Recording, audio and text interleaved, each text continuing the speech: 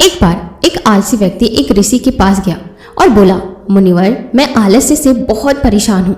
आलस्य नाम की बीमारी दिन ब दिन मुझ पर हावी होती जा रही है, लेकिन मैं कुछ नहीं कर सकता। कृपया मुझे कोई ऐसा रास्ता बताएं जिससे मैं अपना आलस्य त्याग कर मेहनती और सुखी जीवन जी सकूं।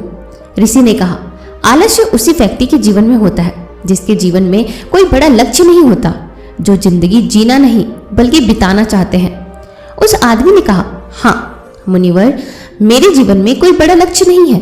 मैं तो बस वही जी रहा हूँ जहाँ जीवन की परिस्थितियाँ हमें ले जाती है। मैं उसी रास्ते पर जाता हूँ, लेकिन ऋषि मुझे वह रास्ता बताए जिससे मैं अपने आलस्य से छुटकारा पा सकूं। ऋषि ने कहा, आलस्य हमारे जीवन में आता है सिर्फ 3 कारणों से। पहला कारण है बड़े लक्ष्य का अभाव। दूसरा कारण है अपने शरीर और दिमाग को न समझ पाना। तीसरा कारण आलस्य और बेकार लोगों की संगति में रहना। आलसी व्यक्ति ने कहा, ऋषि कृपया इन बातों को विस्तार से समझाएं। ऋषि ने कहा, जिस व्यक्ति के जीवन में कोई बड़ा और स्पष्ट लक्ष्य नहीं होता, उस व्यक्ति के जीवन से आलस्य कभी नहीं जा सकता, क्योंकि एक स्पष्ट लक्ष्य व्यक्ति को हमेशा प्रेरित और कार्यशील बनाए रखता है। और जब किसी व्यक्ति के जीवन में प्रवेश करता है, तो यह मजबूत लक्ष्य उसे याद दिलाता है कि यह समय आलस्य करके बर्बाद करने का नहीं है, बल्कि कार्य करने का है।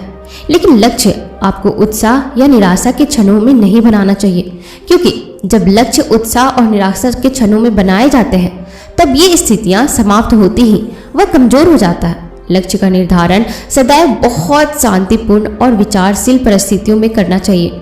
वह लक्ष्य आपकी भावनाओं और दिल से जुड़ा होना चाहिए। साथ ही उस लक्ष्य को बनाने के पीछे एक मजबूत कारण होना चाहिए कि आप वह काम क्यों करना चाहते हैं, क्योंकि जब आप अपने लक्ष्य से भटकेंगे तो उस लक्ष्य के पीछे का मजबूत कारण होना चाहिए। वह शक्ति होगी जो आपको आपके लक्ष्य तक वापस ले आएगी। अगर आपका लक्ष्य ऐसा है जिसके बारे में सोचने मात्र से उत्साह और आंखों में आंसू आ जाते हैं, तो आपको चिंता करने की कोई जरूरत नहीं है, क्योंकि तब आपका लक्ष्य आपके आलस्य को खत्म कर देगा। उन्होंने आगे कहा, लेकिन कुछ लोग ऐसे भी होते हैं जिनके जीवन में एक लक्ष्य होता है, लेकिन फिर भी वह आलसी है।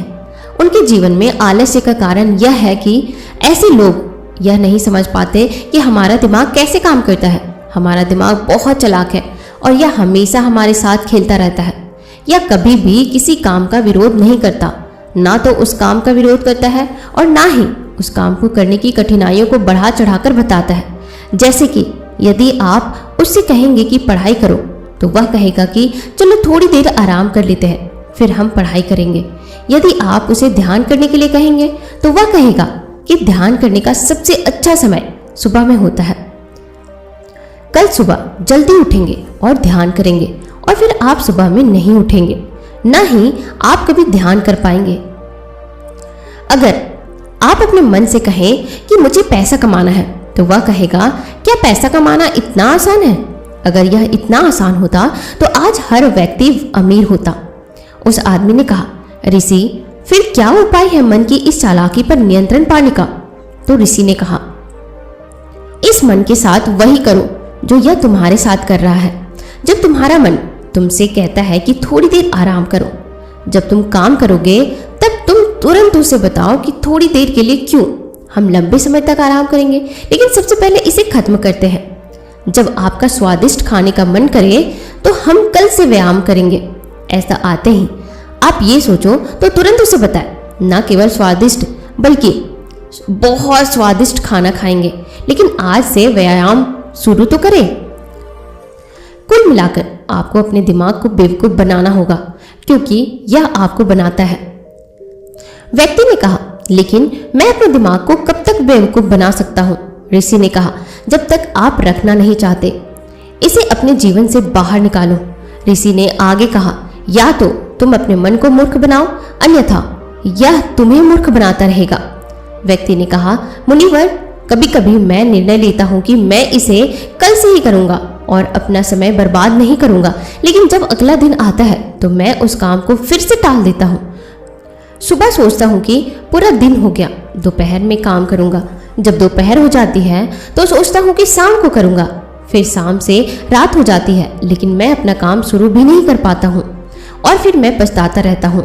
समय बर्बाद करने के लिए खुद को कोस रहा हूँ और फिर अगले दिन वही होता है, फिर अगले दिन भी वही होता है और यह चक्र चलता रहता है और मैं अपने समय का ठीक से प्रबंधन नहीं कर पाता। ऋषि ने कहा कि यह समय को व्यवस्थित करने की बात नहीं है, यह सब मन को व्यवस्थित करने की बात है। जब तक आपका दिमाग शांत नहीं हो जाता तब तक आप भी समय को नियंत्रित नहीं कर सकते हैं। आप अपने समय पर नियंत्रण रखना चाहते हैं तो आपके लिए अपने दिमाग पर नियंत्रण रखना बहुत जरूरी है और यह संभव है ध्यान से, अपने विचारों की जागरूकता से। दोस्तों, ऋषि ने उस आलसी व्यक्ति से ठीक ही कहा था कि अपने मन को व्यवस्थित किए बिना हम अपने समय को व्यवस्थित नहीं कर सकते और इस विषय पर एक बहुत अच्छी किताब भी लिखी गई है जिसका नाम माइंड मैनेजमेंट है, ना कि टाइम मैनेजमेंट। व्यक्ति ने कहा, लेकिन मुनिवर, कभी कभी ऐसा होता है कि किसी काम को करने की इच्छा तो होती है और वह काम जरूरी भी होता है, लेकिन फिर हमारा शरीर में आलस्य आ जाता है। हमारे शरीर में इतनी ऊर्जा नहीं है कि हम वह काम कर सके। अगर हम उस काम को शुरू करते हैं तो बहुत जल्द हमारा शरीर थक जाता है। तो या तो हम उस काम को आगे के लिए टाल देते हैं या फिर अगर उस काम को करते हैं तो वह काम ठीक से नहीं हो पाता है। ऋषि ने कहा कि आप अपने मन को मूर्ख बना सकते हैं, लेकिन आप अपने शरीर को कैसे मूर्ख बना सकते हैं? शरीर आपकी ऊर्जा से चलता है और वह ऊर्जा भोजन से आती है। लेकिन यदि आप इस तरह से भोजन करते हैं जिसमें स्वयं की कोई ऊर्जा नहीं है, जिसमें कोई जीवन नहीं है, तो आपके शरीर को ऊर्जा कैसे मिलेगी? आपका शरीर पूरे दिन आलसी रहेगा, ऊर्जा रहित रहेगा। भोजन से हमारा मतलब है कि जो हम केवल स्वाद के लिए खाते हैं, जिसे स्वीकार करने से हमारे शरीर का पूर्ण विकास नहीं हो पाता है। इसलिए आप ऐसा भोजन करें जो आपके शरीर को ऊर्जा से भर दे, आलस्य से नहीं। व्यक्ति ने कहा, मुनिवर, मुझे यह तो समझ आ गया कि किस प्रकार का भोजन हमें आलसी बनाता है, लेकिन अब आप मुझे आलस्य के तीसरे कारण के बारे में बताइए। बुरी संगति हमें कितना आलसी बना सकता है? ऋषि ने कहा कि किसी भी इंसान के जीवन में सबसे ज्यादा मायने रखता है कि वह किस तरह के लोगों के साथ अपना जीवन बिताता है, क्योंकि कोई भी व्यक्ति अपने आसपास के लोगों और वातावरण से सबसे ज्यादा प्रभावित होता है। इसलिए आपको यह ध्यान रखना होगा कि यह जरूरी है कि आपके दोस्त आलसी स्वभाव के ना हो। क्या उनमें काम टालने की प्रवृत्ति होती है? क्योंकि अगर ऐसा है तो देर सवेर आप आलसी हो ही जाएंगे। आप भी काम टालना सीख जाएंगे, क्योंकि अच्छी आदतों की तुलना में बुरी आदतें लोगों को अधिक आसानी से आकर्षित करती है और फिर लोग इन बुरी आदतों के गुलाम बन जाते हैं। इसलिए आपको अपने आसपास के आलसी लोगों के स्वभाव के प्रति सचेत रहना होगा और आपको उन लोगों का साथ छोड़ना होगा जो वास्तव में आलसी है। यदि आप आलसी लोगों के साथ रहेंगे तो आप आलसी ही हो जाएंगे। यदि आप ऊर्जावान लोगों की संगति में रहेंगे तो आप ऊर्जावान बन जाएंगे और फैसला पूरी तरह से आपके हाथ में है। इसलिए मेहनती और ऊर्जावान लोगों के साथ रहे और अगर आपके आसपास ऐसे लोग नहीं हैं तो अकेले रहने की आदत डालें। उस व्यक्ति ने कहा, ऋषि, लेकिन मैं कहाँ से शुरू करूं? ऋषि ने कहा कि एक स्पष्ट और मजबूत लक्ष्य बनाकर शुरुआत करें। इसे बनाने के पीछे भी कोई मजबूत वजह होनी चाहिए। तो अपने दिमाग को धोखा ना दे, बल्कि उसे बेवकूफ बनाते रहो, क्योंकि जैसे ही आप उसे बेवकूफ बनाना बंद कर दोगे या आपको बेवकूफ बनाना शुरू कर देगा। फिर अपने शरीर का ख्याल रखें कि आप कैसे खाते हैं और क्या खाते हैं। हल्का खाना खाने की अधिक कोशिश करें, क्योंकि हमारा शरीर भोजन पचाने में बहुत सारी ऊर्जा बर्बाद कर देता है, जिससे अन्य काम करने के लिए कम ऊर्जा बचती है और तब हमें सुस्ती और कमजोरी महसूस होती है। अपने आहार में आसानी से पचने योग्य और ऊर्जा से भरपूर खाद्य पदार्थों को शामिल करें। फिर अपने सोने और जागने का समय निश्चित कर लें। यह आपको अधिक अनुशासित बनाएगा। अपनी दिनचर्या में व्यायाम और ध्यान के लिए समय निकालें। किसी भी काम को खत्म करने के लिए एक समय भी तय कर लें। इससे आपका मस्तिष्क उतने ही समय तक काम करने के लिए प्रेरित रहेगा ताकि आप कोई भी काम समय पर पूरा कर सके। अब सबसे महत्वपूर्ण बात, कामचोर और आलसी लोगों का साथ छोड़ दें। खुद के साथ समय बिताना शुरू कर दें। यदि आप इन सभी बातों का पालन करते हैं तो आपके जीवन से आलस्य पूरी तरह से गायब हो जाएगा। यह सभी बातें सुनने के बाद व्यक्ति ने कहा, ऋषि, आलस्य से छुटकारा पाना बहुत आसान है। ऋषि ने कहा कि ऐसा लगता है कि यह केवल आपके लिए आसान है। आपका यह मन आपके साथ वैसा व्यवहार करेगा। इसके बारे में आपको जागरूक रहना होगा और जागरूकता उन लोगों के साथ रहने से आती है जो जागरूक है। उस व्यक्ति ने कहा कि मुझे अपना आलस्य दूर करने का काम अभी और इसी क्षण से शुरू कर देना चाहिए। साधु ने कहा, हाँ, आप सही कह रहे हैं। सही समय का इंतजार करना भी दिमाग की एक चाल है।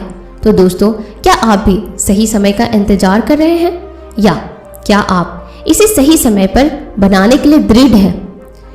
तो दोस्तों, उम्मीद करती हूँ कि आपको यह कहानी बहुत पसंद आई होगी और आपको इससे बहुत सारी चीज़ें सीखने को मिली होगी। तो आप यह वीडियो उन सारे दोस्तों, फैमिली के साथ जरूर शेयर कीजिए जो लाइफ में बहुत आलसी है, जो कभी लक्ष्य बनाते नहीं और उसे पूरा भी नहीं करते हैं। और साथ ही अगर हमारे चैनल पर आप नए हैं तो हमसे जुड़ने के लिए चैनल को अभी सब्सक्राइब जरूर कीजिएगा ताकि आगे आपको इसी तरह की मोटिवेशनल कहानियाँ सुनने को मिलती रहे।